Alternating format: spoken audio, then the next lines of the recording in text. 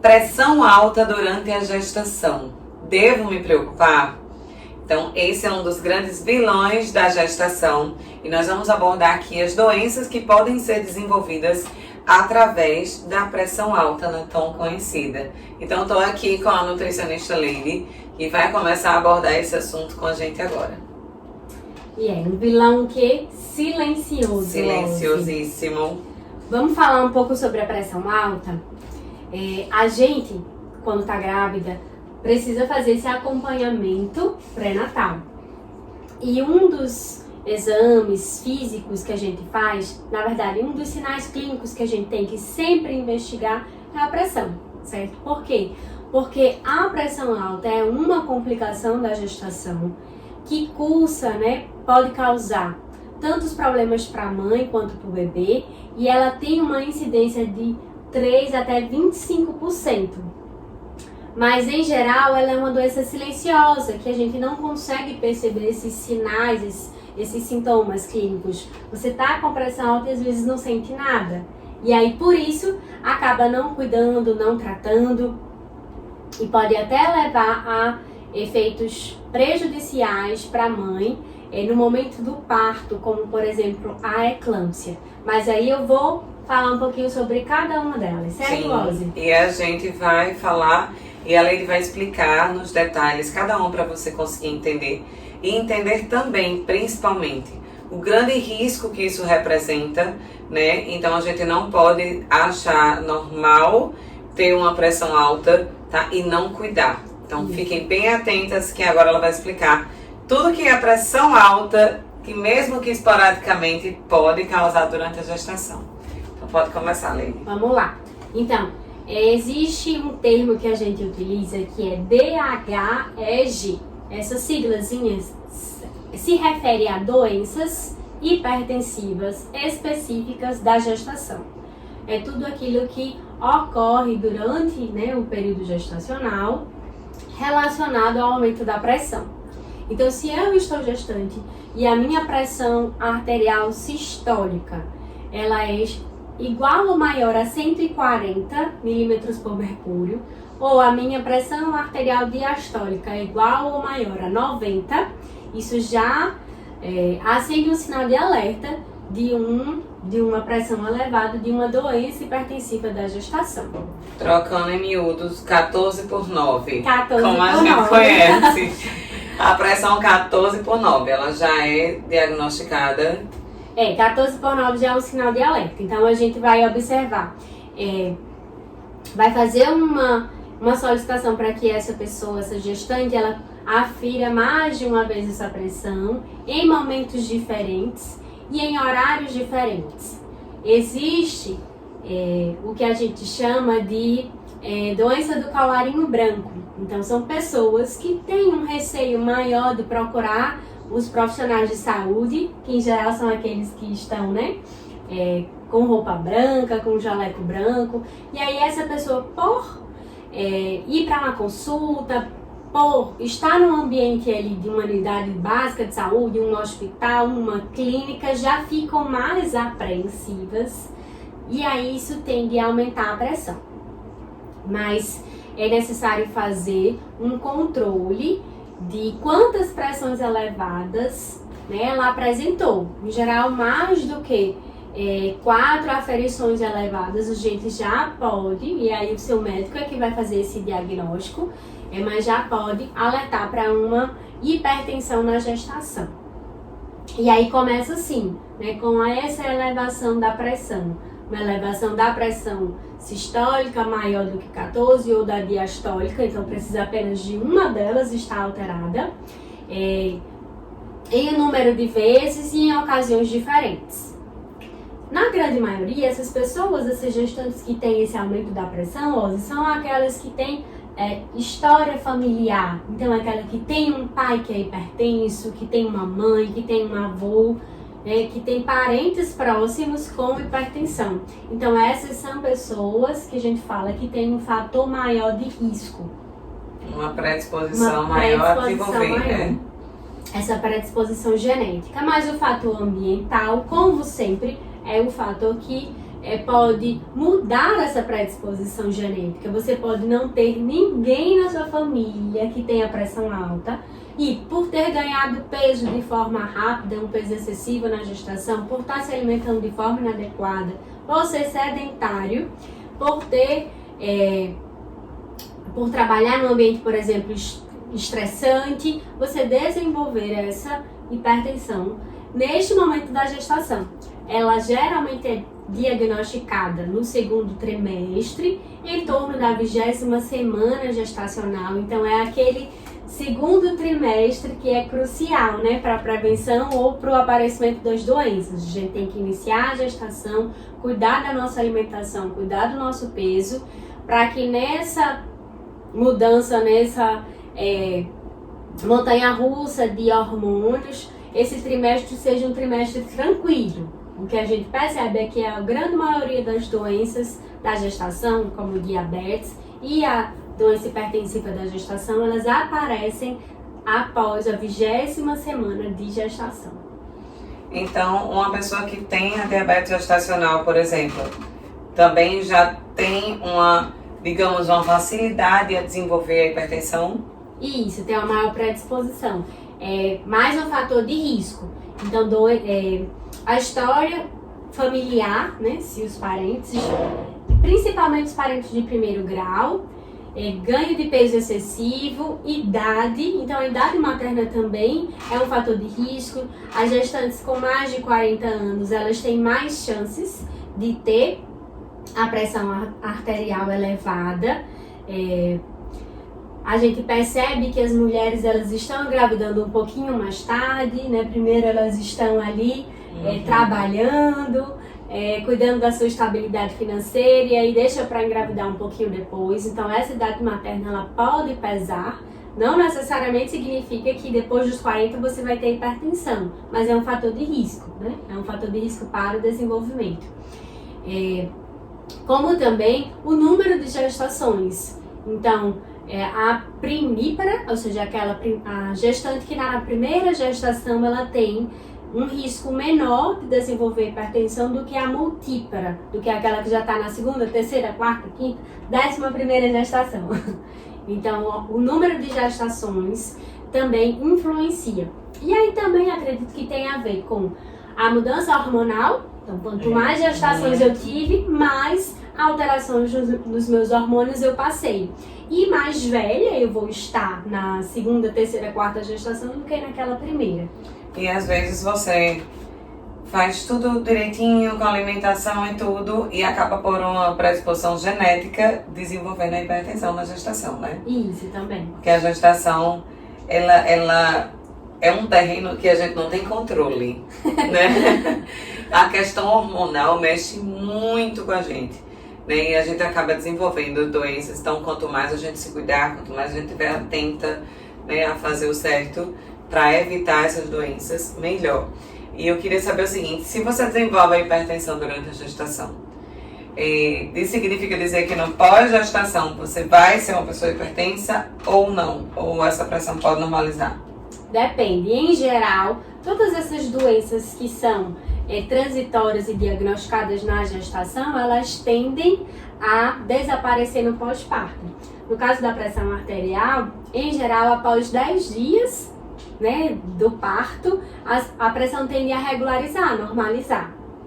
Pode acontecer de continuar hipertensa? Sim, pode acontecer. É um risco e a gente precisa alertar e esclarecer as pessoas de que existe essa possibilidade, certo?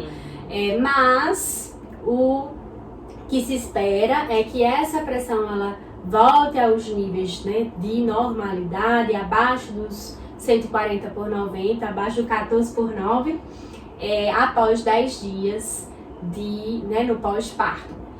E aí, essa hipertensão não sendo controlada, ela pode progredir para uma outra doença na gestação. Isso. Então a gente começa com essa hipertensão na gestação, né? Esse aumento da pressão arterial. Porém, sem controle, ou seja, sem mudança na alimentação, sem exercício físico e sem, às vezes, o uso dos medicamentos que em muitos casos se fazem necessários, existe a possibilidade de ela sair dessa hipertensão para ir para a pré-eclâmpsia. A pré-eclâmpsia é como se fosse um estágio, depois um estágio mais grave. O estágio seguinte da hipertensão, que ela vai cursar com a elevação da pressão e também com a proteinúria, ou seja, com a perda de proteínas na urina. Pode também levar a esse inchaço, levar o aumento de outros metabólitos no sangue, então aumenta as transaminases, o TGO, o TGP, ácido úrico, creatinina. Então é importante fazer esse acompanhamento, fazer o pré-natal, solicitar, né? Fazer os exames que o médico solicita, porque ele vai acompanhar isso também.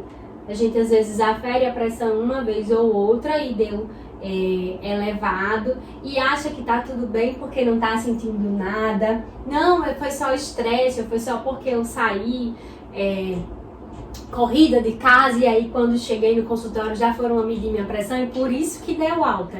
Mas é quando vê todos os outros exames de sangue estão alterados, então não é uma coisa transitória, certo? Não foi uma mudança na pressão que a gente não pode se preocupar. Não, a gente tem que ficar alerta, porque a pré-eclâmpsia leva sim a um maior até perigo do que somente a pressão alta. Ela já vai mexer com os outros, com o seu organismo de uma forma geral, né? Com aumento de perdas de proteína. Então a gente falou bastante já da necessidade de proteína para o desenvolvimento do feto, desenvolvimento adequado. E aí se essa mulher está perdendo proteína, algo não está legal, né? A gente precisa cuidar. E a gente precisa ficar alerta, né? Precisamos alertar vocês exatamente do risco da pré-eclâmpsia, que é uma doença grave durante a gestação, né? Que pode causar riscos para você e para o seu bebê, né? E morte fetal também, né? E da mãe também. Então é uma coisa muito grave que pode ir se agravando. Se você não cuida da hipertensão, vira pré-eclâmpsia. Se não cuida da pré-eclâmpsia, pode virar uma eclâmpsia. Então a gente tem que ter o máximo de cuidado a desenvolver esse tipo de doença, tratar e levar isso a sério. Com relação à atividade física também, né, como Leide já falou, é importante sim treinar. Porém, mulheres que têm pré-eclâmpsia precisam de uma atenção maior, de uma orientação melhor nos tipos de treinos que vai fazer, principalmente no treino aeróbio. Deve fazer, porém, com orientação, né, e sempre controlando a intensidade. Então, o acompanhamento tem que ser feito mais de perto, certo? Quando o diagnóstico de pré-eclâmpsia já existe. E a pré-eclâmpsia é o estágio anterior da eclâmpsia, certo? Então, a eclâmpsia, ela cursa com todas essas alterações que a gente comentou da pré-eclâmpsia, com todos esses exames alterados, com essa pressão alta e com a convulsão, certo? Então, é o estágio mais avançado e é quando realmente existe o risco da morte fetal. Então, se a gente for elencar as doenças que acontecem na gestação, né, as doenças mais frequentes e essas intercorrências da gestação, a maioria delas tem grandes repercussões para o feto, mas a pré-eclâmpsia é uma das que tem a maior probabilidade de repercussão negativa para a mãe. Então, além de prejudicar o feto, é que tem uma maior chance, digamos assim, uma maior probabilidade de levar à morte materna, certo? Então, é necessário a gente cuidar, a gente falar sobre esse assunto e a gente alertar as pessoas de que é preciso aferir a pressão, é preciso, né, ter esse cuidado. Por ela ser silenciosa, você está com a pressão alta, você às vezes nem sente nada. É o perigo então, dela. Você vai empurrando com aquela barriga grande da mão. Literalmente com a barriga. Vai empurrando com a barriga, né? E uma doença que tem um grande perigo para a mãe, certo? Para o bebê, mas principalmente para a mãe também. Em alguns casos desse tratamento, precisa fazer essa aferição todos os dias. Sim, a pressão, né? Da mesma forma que para a gestante que cursou com diabetes gestacional, a gente faz a aferição, né? Aquela curva dos 4 pontos, pelo menos, aferindo a glicemia. Então, no caso da gestante com hipertensão, a gente também faz esse acompanhamento, certo? Pelo menos mais de uma aferição por dia, né, em momentos em horários diferentes, para a gente observar como é que está se comportando, qual é o horário que está ficando mais elevado, até para ajustar a dose e o horário da medicação. Então, a grande maioria das obstetras, elas recomendam o medicamento metildopa, né? Mas aí a dose, quem vai ajustar vai ser ela, e a gente vai tratar da alimentação, o que é que vai poder melhorar, né? Reduzir esses níveis, reduzir essas concentrações de pressão. Então, o tratamento é medicamentoso? O tratamento, ele tem tanto a parte medicamentosa, que precisa muitas vezes, né, ser iniciada e ajustar a dose, como também de mudança de estilo de vida. Mas diferente do diabetes gestacional, Ozzy, que a gente inicia já com essa mudança na alimentação, mudança no exercício, para só então depois iniciar com a insulina, muitas vezes já se inicia com o tratamento medicamentoso, porque as repercussões, elas são mais são tão negativas, né, e são tão imprevisíveis, né, uma pressão alta... Precisa do medicamento. Isso, precisa entrar. E aí, quem tem um risco maior, por exemplo, de pressão alta na gestação, quem cursou com a pressão alta na gestação anterior, geralmente no início da gestação o médico já começa a utilizar alguns medicamentos preventivos, certo? O AS, por exemplo, que todo mundo conhece, o cálcio, que é importantíssimo para suplementar. Então, alguns medicamentos, eles já são de cara iniciados se você apresenta um risco maior ou se você já está cursando com a pressão alta. E tem aquelas mulheres que já são hipertensas e que engravidam. E aí continua a medicação normal, o tratamento, ou vai se observando? Certo. Geralmente ela muda a medicação, certo? Então ela tomava um tipo de medicamento, um bloqueador do canal de cálcio, enfim, porque para regularizar a pressão existem várias categorias de antihipertensivos. Então, em geral, o que é que os médicos eles fazem, né? Eles trocam aquele medicamento. Então, ela tomava um e engravidou, e aí ela vai só mudar a composição para um que seja menos prejudicial para a gestação, mas ela vai continuar tomando. Talvez ajustando a dose para mais ou para menos, mas ela vai continuar medicada, né? O fato dela já ter hipertensão antes significa dizer que ela tem facilidade, uma predisposição maior de desenvolver a pré-eclâmpsia? Sim.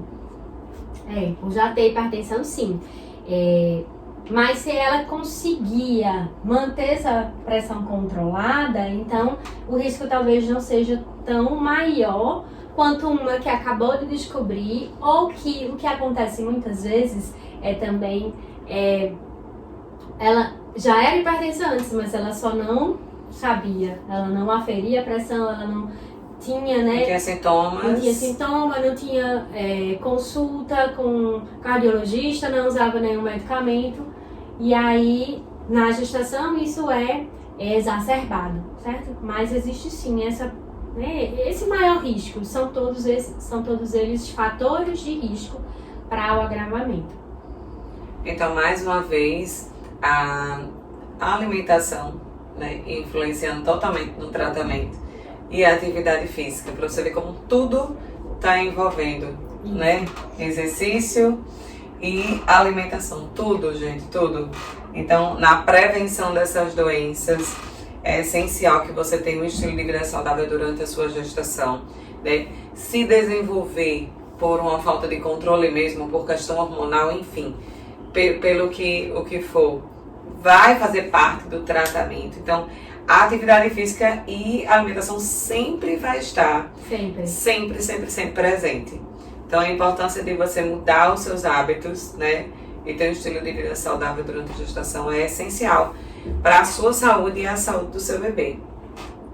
Exatamente. E aí a mudança na alimentação, ela pode até reduzir a dose do medicamento. Olha só. Então você que não fazia nenhuma intervenção na sua alimentação, começa com uma dose de medicamento mais alta, e aí quando você se reeduca, você consegue diminuir as doses. E existem alguns nutrientes também, como eu já falei, por exemplo, do cálcio, que são fundamentais para a melhora, né, e para a redução das concentrações de pressão. Então, o cálcio, tanto de forma suplementar, então o médico ele pode suplementar, né, em cápsula, em comprimido, o nutricionista, como fontes alimentares de cálcio devem estar presentes na alimentação da gestante. A gente não pode esquecer desse nutriente.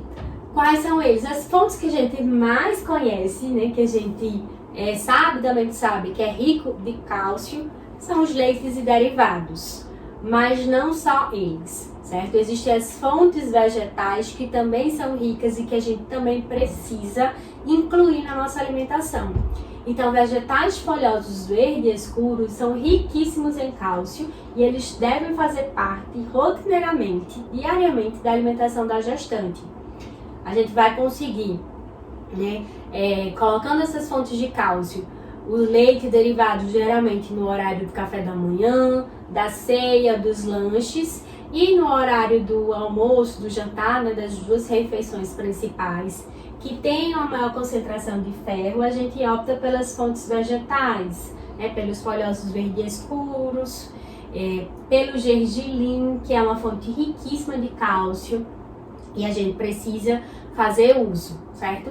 O gergelim a gente pode colocar até na fruta mesmo, né? Isso, na fruta, na salada. Na saladinha. Existe o tahine, que é feito com o gergelim, que é uma opção, por exemplo, para estar substituindo as pastas de queijo, né? Por exemplo, um requeijão, um patê, então você coloca o tahine, e que também é utilizado para aquelas gestantes que são vegetarianas e que não comem nada ou têm intolerância à lactose.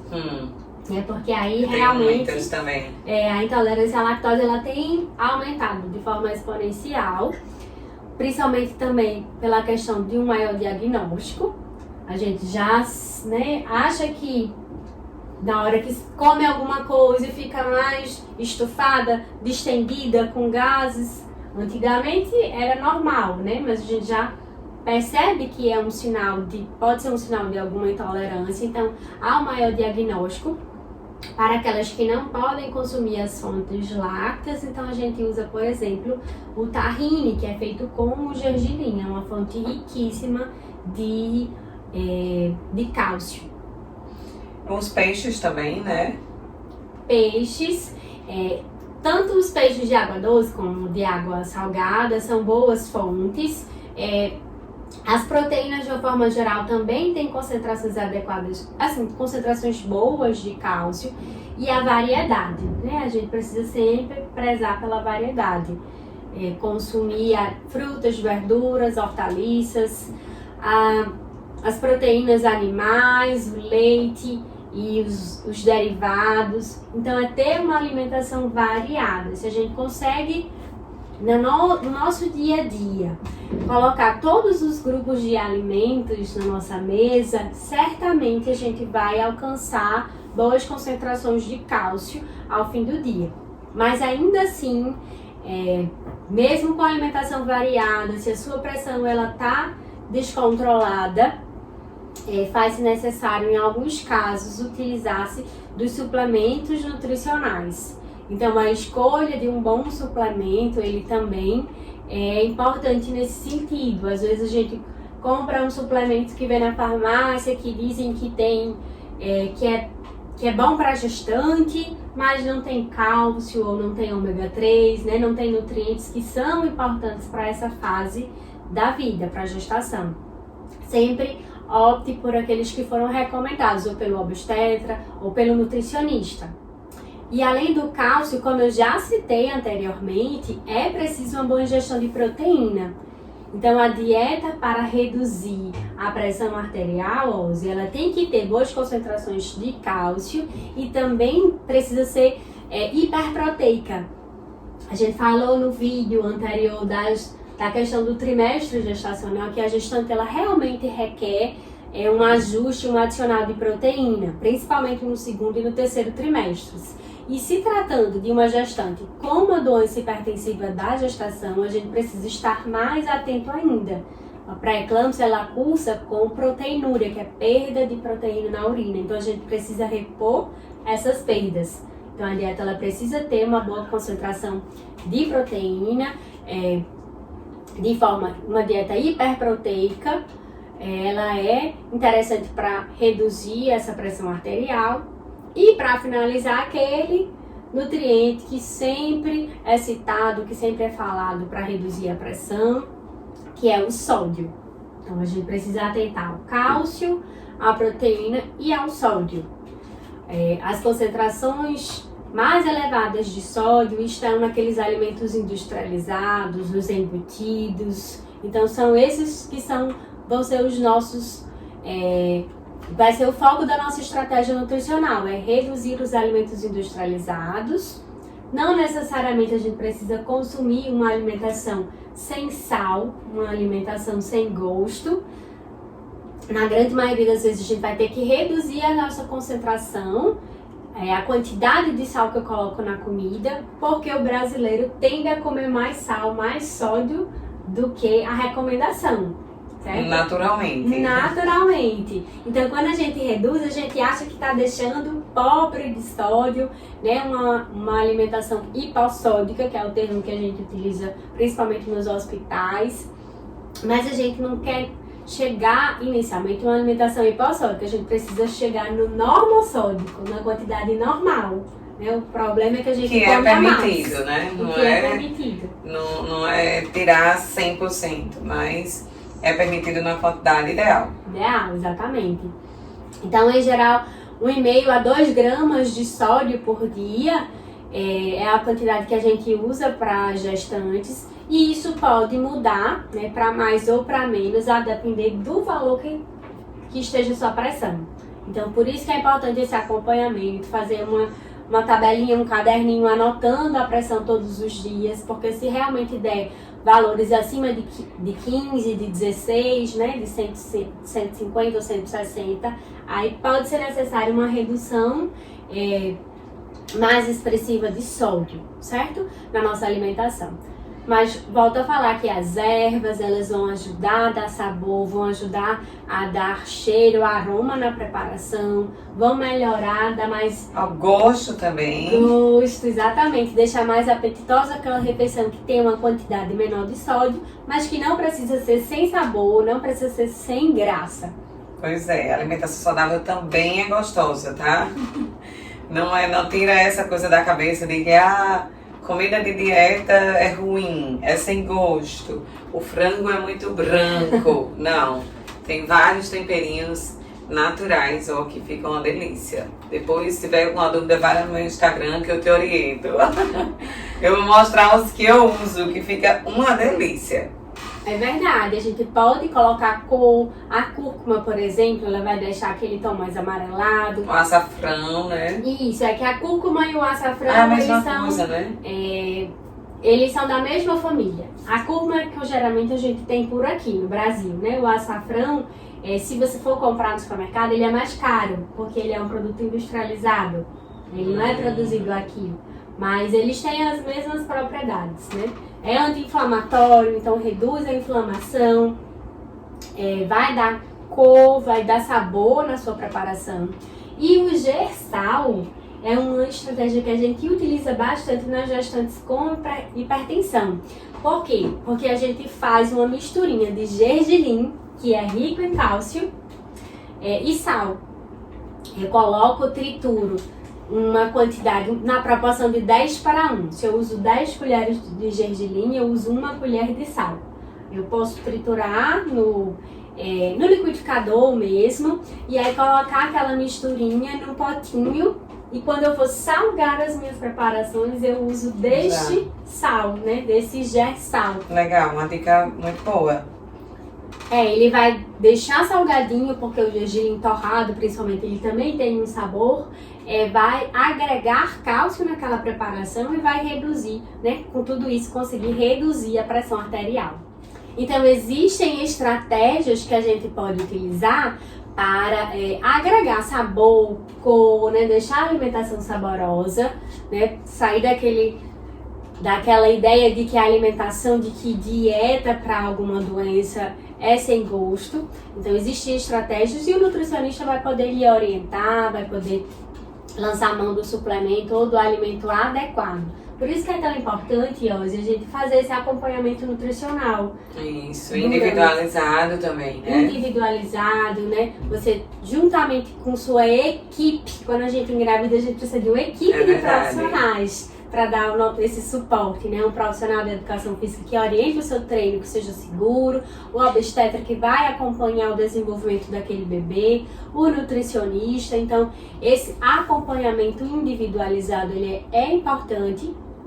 Ele vai facilitar a adesão àquela dieta, aquela mudança de estilo de vida e vai orientar, né, melhores escolhas, melhores estratégias a depender da sua necessidade, de como cursa a sua gestação.